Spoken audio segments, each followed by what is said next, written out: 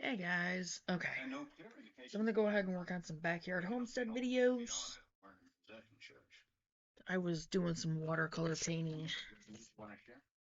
Eh, Sorry, Mac, that's all I can tell you right now. So like some pansies. I didn't use watercolor paper, I just decided to try my hand at it. Okay. This is on growing plants vertically.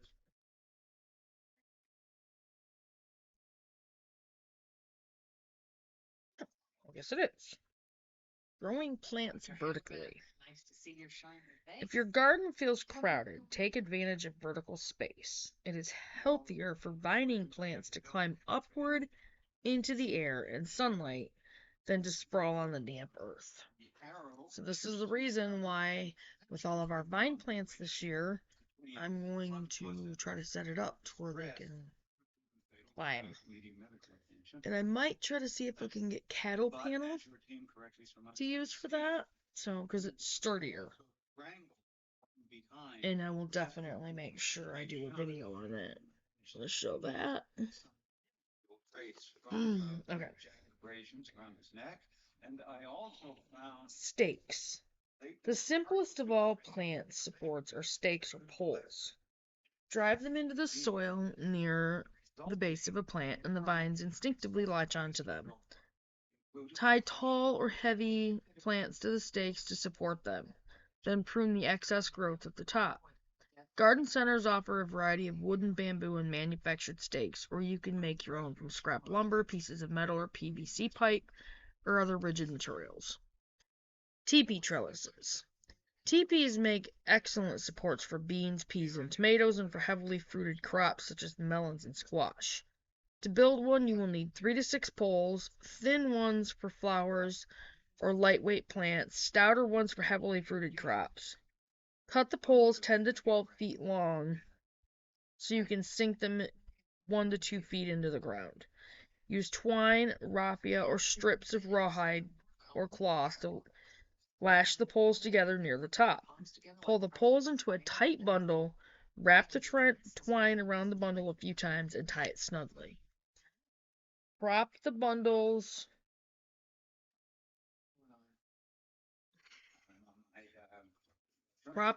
over the planting area, positioning the bottom ends so each pole will support 1 or 2 vines. Thicker poles are heavy enough to be freestanding.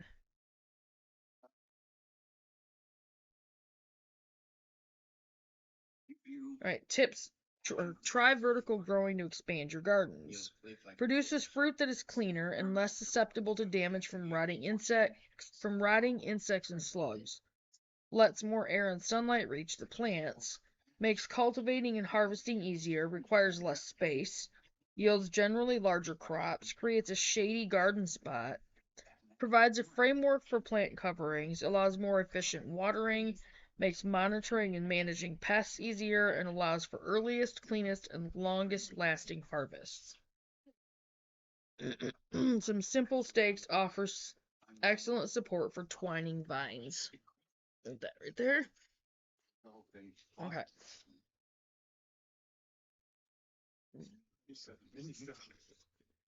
That's the picture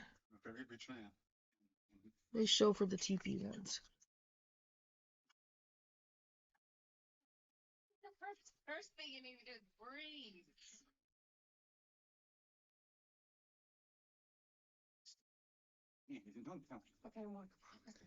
Plants at the base of the poles. Making teepee trellises is easy.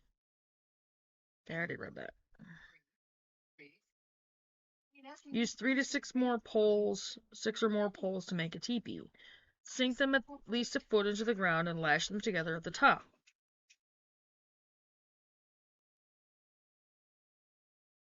Hang on, I'll be right back, guys. Okay, sorry about that, guys. Alright. Not only does this create a sturdy and attractive structure for vining plants to climb up, but it also provides a cool and shady nook underneath in which children can nap, read, or hold tea parties. Leave one section between the poles unplanted for easy access. Okay, you know what? I wouldn't be underneath that thing because there's going to be spiders in it. Fence trellises. Drive a post at each end of the row and place other posts in between where needed. String with twine, wire, or netting or wire mesh, and you'll have a fence-type trellis. Fences over 20 feet long should have an extra post installed every 10 to 12 feet. By attaching cross arms to the end post and running wires between them, you can convert the simple fence trellis into a double fence or clothesline trellis that can support 2 or 4 lines instead of just one. Cages. Another simple and efficient method to contain sprawlers is a cage. Cages can be nailed together from scrap 1x2 lumber or made with sturdy wire mesh. Bend the mesh into shape and arrange it over transplants such as tomatoes and cucumbers. Round or square cages, 2 to 3 feet in diameter and 3 to 4 feet high, will both contain and support a variety of twines. Cages are another favorite technique for supporting tomatoes. A-frames. Construct an A-frame trellis of lightweight lumber, 1x2s or 2x4s. Wire mesh fencing, garden netting, or vertically or horizontally strung wire or twine will serve as a plant support. You can design an A-frame in any dimensions, but it must be of manageable size if it is to be portable. Both sides of this versatile trellis are used, and it can be made sturdy enough to support heavy crops such as gourds and pumpkins.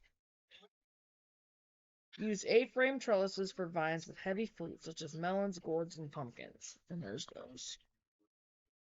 And the fence trellises are at the bottom. Okay, and that's all for that one. So I will go ahead and get this up there, and I'll see you guys in a minute. Bye, guys. There is exactly one case in